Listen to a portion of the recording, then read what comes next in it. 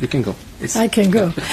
Good evening again, dear Prime Minister Mustafa, dear all. As you know, the European Union has been and remains a strong partner of the Palestinian people, politically and financially. Since 1994, we have provided almost 30 billion euro in assistance. This year, as you already know, we adopted a comprehensive 3-year program worth 1.6 billion euro. Our financial support is linked to the Palestinian Authority reform agenda, which, of course, they committed to implement. We see these reforms as a prerequisite for a viable two-state solution, which is our ultimate goal. Today marked a very important moment. The inaugural meeting of the Palestine Donor Group, which is still ongoing, a platform bringing together key international partners to support a reformed and well-functioning Palestinian Authority. Our aim is to strengthen governance, build a more resilient economy, stabilise finances, improve services for the population, and create conditions for future effective governance across all territories. Gaza's recovery was also a central part of our discussions. The European Union firmly believes that Palestinians must have a real and decisive role in shaping their own future, including governance across the West Bank, East Jerusalem and Gaza. The donor group exists to support and monitor implementation of the reform agenda, ensuring accountability and progress. This meeting was a success, bringing together over 60 delegations from around the world, demonstrating both solidarity and concrete support. Joining forces, we demonstrated the essential role of collective action in addressing the complex challenges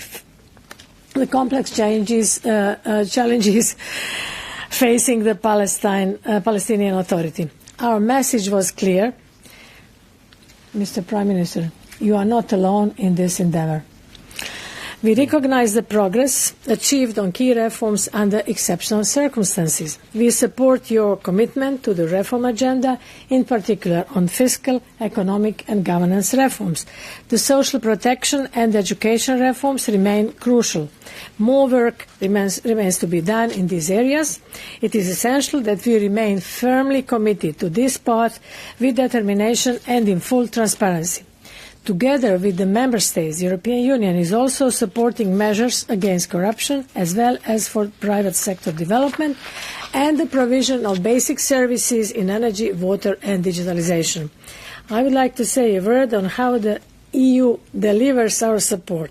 This is important because there were some questions. We channel our financial contributions to the Palestinian Authority through the Pegasus mechanism to support essential expenditures, including salaries of public workers like teachers and healthcare staff, and pensions for civil servants. Pegasus is a secure, reliable and well-tested instrument, supported by a rigorous control, verification mechanism and stringent safeguards.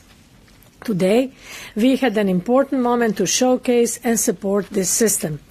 I am pleased to announce that today, together with Germany, as you witnessed earlier, Luxembourg, Slovenia and Spain, we signed more than 82 million of new contribution agreements in additional finance support from our member states channeled through Pegasus.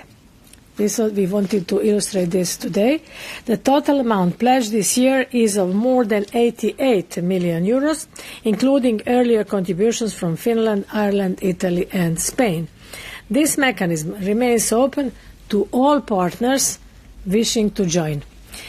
As said, our EU support is substantial, but we need further international support to stabilise the Palestinian fiscal situation. I commend the recent emergency support initiatives and additional contributions from Member States and reiterate our call to all donors to step up. Maybe this press conference will help. Israel has, of course, a significant role to play in this. I believe they also want to see a reformed Palestine Authority. We will continue to engage with them and urge for a release of the tax revenues, along with the renewal of corresponding banking relationships. This was said by all the participants today by now. tax revenues from Israel and renewal of corresponding banking relationships. Let me now say a word on Gaza. It deserves more than a word. Any credible recovery and future reconstruction efforts must be Palestinian-owned.